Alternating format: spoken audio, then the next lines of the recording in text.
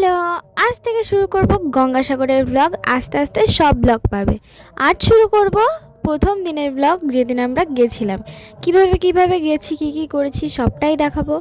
প্রথমে শিয়ালদা হয়ে গেছিলাম আমরা, যেহেতু অনেকটা রাতে বেরিয়েছি তাই ওখান থেকেই রেস্ট নিয়ে খেয়ে দিয়ে ভোরবেলা আমরা কাকদ্বীপে নামি।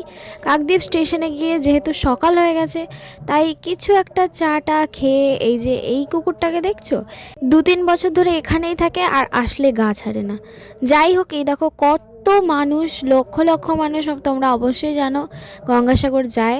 তো আমরা চাটা খেয়ে টোটো নিয়ে সোজা বেরিয়ে গেছিলাম ঘাটের উদ্দেশ্যে, মানে যেখান থেকে আমাদের লঞ্চ জাহাজ যাই বলে একটা ছাড়বে। ওখানে গিয়ে আমরা নিজেদের পারমিশন করিয়ে ঘাটে পৌঁছে যাই। তারপর এখানে বসে কিছু ক্লিপস নিচ্ছিলাম।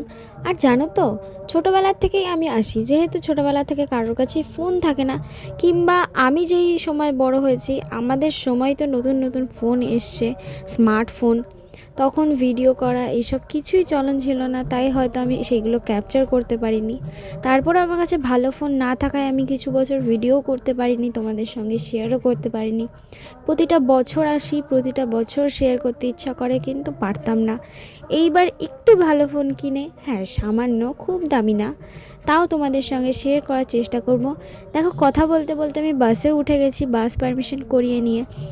যাই হোক, সোজা তারপরে চলে গেলাম গঙ্গাসাগর মেলায়। আর এখানে কি করেছি, কতদিন স্নান করলাম, কি করলাম, পুজো দিলাম, সব আস্তে আস্তে শেয়ার করব। টাটা।